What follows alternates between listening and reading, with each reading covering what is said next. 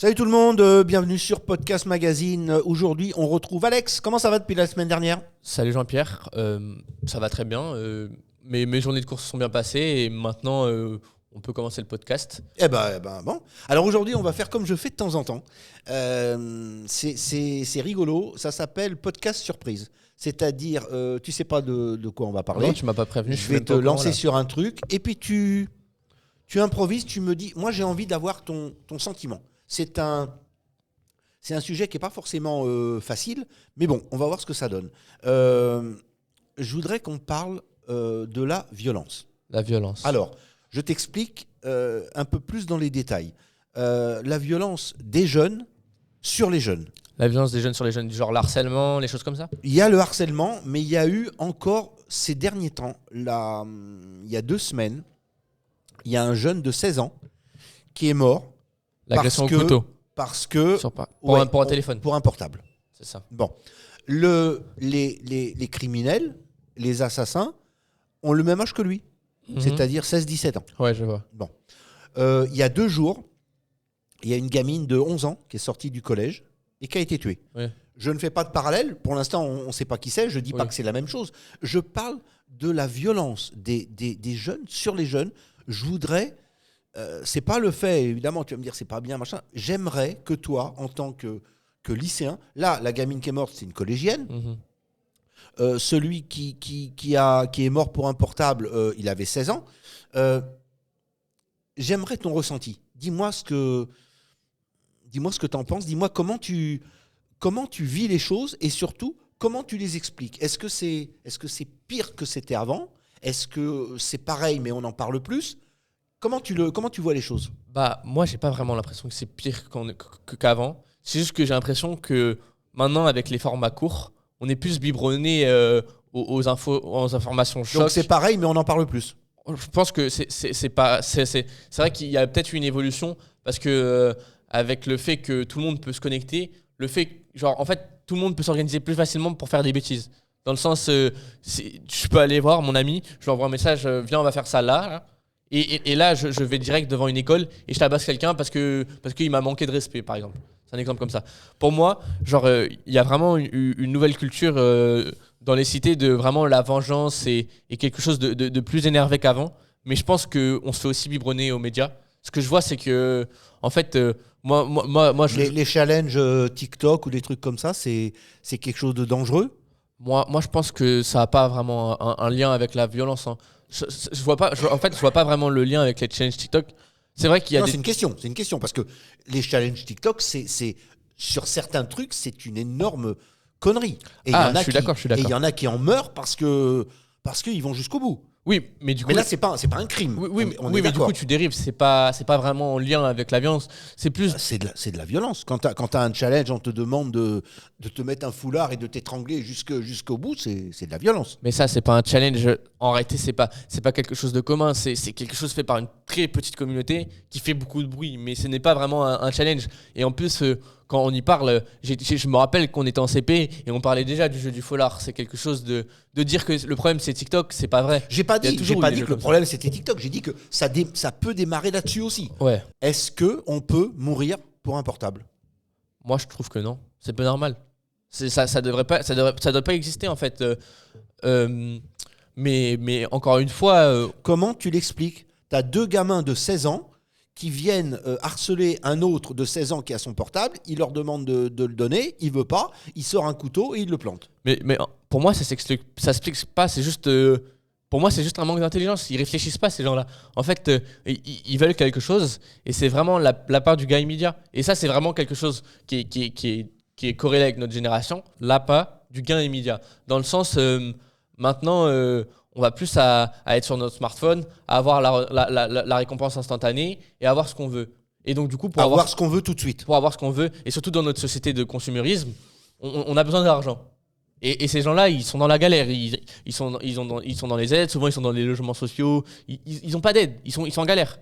C'est des gens. Donc, c'est plus facile de prendre un couteau et d'aller planter quelqu'un pour lui prendre son portable. Moi, je pense qu'avec la montée de la crise, c'est devenu. En fait, ils voient plus d'options. C'est comme les tueurs à Marseille. Je sais pas si tu en avais vu, un tueur de 14 ans. Ouais. Et en fait, c'est la DZ Mafia. Alors, mais j'allais y venir, c'était ma prochaine question. Quand on parle de violence, il y a la violence plus ou moins organisée et il y a la violence très organisée. Ouais. Là, les gamins de 14 ans à Marseille, ce sont les nouveaux tueurs à gages. Ouais, c'est des tueurs à gages. C'est-à-dire, on leur a proposé entre 25 et 50 000 euros en leur donnant une cible et en leur disant « tu me tues celui-là et tu gagnes 50 000 euros ». En fait, là, c'est juste que ces groupes, ils sont de plus en plus organisés et ça se professionnalise. Ça devient comme une mafia italienne aux États-Unis pendant la Prohibition. En fait, ça devient comme ce genre de choses. En fait, c'est des trucs qui s'organisent de plus en plus. T'as l'impression que c'est en train d'arriver en France de plus en plus ? Moi, je pense que... En Europe, disons, pas uniquement en France. Moi, je pense que ça arrive pas forcément de plus en plus, mais c'est juste que c'est genre, ils ont plus de moyens de communication et en fait, ils ont plus de moyens de mettre en contact. À l'époque, ils auraient été quoi ? Ils auraient été dans un quartier et ils auraient pas pu aller voir un enfant aléatoire comme ça parce qu'ils connaissent pas ses compétences. Alors que maintenant, avec les réseaux comme Telegram, il y a un vrai marché du crime dans le sens... Je suis d'accord, mais tu disais tout à l'heure, j'ai pas l'impression que c'est plus violent. Ça veut dire qu'à ton avis, même si tu connaissais pas ça parce que t'es trop jeune, mais à ton avis, il y a 30 ans, il y avait autant de violence ? Moi, je pense que c'était différent et qu'on en parlait moins. C'était pas la même violence ? Je pense que c'était pas la même violence. Je pense qu'il y a 30 ans, il y avait bien plus de harcèlement, par exemple. Avec toutes les mesures qu'on a pris toutes les mesures qu'on a pris, il y a moins d'harcèlement qu'avant. Alors avant le harcèlement ça n'existait pas. On n'en parlait pas, juste c'était une victime, c'est tout. Et il n'y avait pas de est-ce qu'on n'en parlait pas parce que c'était tabou ? Moi je pense que c'était juste pas la même culture, hein. Vraiment maintenant on a plus une culture à essayer d'aider tout le monde et à être dans le partage, alors qu'avant c'était même encore, si on remonte à nos grands-parents, c'était vraiment plus une culture masculiniste dans le sens on est fort et en fait on n'en parle pas, juste moi je pense que ouais il y a peut-être un tabou aussi parce que ça veut dire que si t'es un homme et que tu te fais harceler, c'est que t'es faible et donc oui il peut y avoir un tabou sur ça, mais moi je pense que c'est juste qu'on n'était pas formés et qu'on n'avait pas les mêmes retours qu'avant. Est-ce que tu as l'impression que les gens étaient plus heureux il y a 20 ans ? Ouais, moi je pense Pourquoi ? Moi je pense vraiment ce qui nous a tués c'est vraiment les téléphones, et encore plus que les téléphones, les formats courts. Moi, j'ai remarqué une vraie différence dans ma vie entre les formats courts et les formats longs. Je parlais avec un professeur d'histoire ici à Rostand. Il me disait qu'il enseignait au collège et dans sa classe, il y avait deux types de personnes. Il y avait les personnes qui étaient interdites de téléphone et qui n'avaient pas TikTok et les personnes qui avaient TikTok. Et en fait, il me disait que ça faisait des écarts énormes et qu'en fait, c'est vraiment flippant. Il y a des phénomènes... sur TikTok qui s'appelle le brain rot. C'est des phénomènes où... Alors vas-y, explique ce que c'est. Ça correspond à quoi ? En gros, le brain rot, c'est un nouveau mot qui est rentré dans le dictionnaire. C'est un mot pour désigner un TikTok qui n'a aucun sens. C'est un TikTok vraiment qui ne t'apprend rien, qui perd du temps et qui est là juste pour te faire rire. C'est juste du divertissement, mais pur et dur, mais débile. C'est pas un divertissement marrant où il y a une leçon derrière. T'apprends pas grand-chose avec ça. T'apprends rien. C'est vraiment quelque chose de rien. C'est vraiment la culture du vide. C'est vraiment... par exemple... c'est un exemple bête. Ça peut être une puce qui tourne avec de la musique forte, à fond. Et c'est vraiment un exemple que je pourrais te donner, hein. C'est vraiment des choses comme ça. Et le problème, c'est que maintenant, à l'heure actuelle, il y a des gens, ils regardent des heures de trucs comme ça. Comment tu veux qu'on ait un bon niveau en histoire, en philosophie, dans toutes les matières, en fait, si on passe 3 heures à regarder ça. C'est ça, en fait. En fait, c'est vraiment un contenu abrutissant. Et ça, c'est quelque chose d'effrayant. Et pour moi, le format short, même moi, j'essaye de lutter contre, mais c'est quelque chose de dur parce que c'est quelque chose qui te touche au quotidien. C'est tellement bien fait que ça te tente. T'as du mal à te dégager de ça. En fait, ça a été étudié par des professionnels. On est d'accord, mais attends, c'est l'avantage, c'est que maximum. ce que tu me dis, quand on écoute ton discours, alors on a le droit de pas être d'accord, mais quand on écoute ton discours, il est quand même intelligent. Il est quand même réfléchi. Tu te rends compte de certaines choses. Est-ce que tu as l'impression qu'il y en a pas mal qui ne se rendent pas compte, qui sont complètement, comme tu disais, abrutis par ce qu'ils voient, et ils n'arrivent pas à réfléchir? Mais moi, je suis convaincu. En fait, c'est pas qu'ils s'en rendent pas compte, c'est qu'ils cherchent pas à se poser la question. Moi, le truc, c'est que je me pose la question. Et même, on verrait mon feed TikTok. Moi, j'ai un feed plutôt intelligent, avec des informations du quotidien, mais pas que. J'ai des trucs de culture générale. Moi, j'ai beaucoup, par exemple, de questions pour un champion sur TikTok. Ça veut dire que c'est quand même de la culture générale et c'est moins quelque chose de vide. Bien c'est sûr. pas forcément bon. Mais en fait, je pense que la majorité des gens, ils s'en foutent.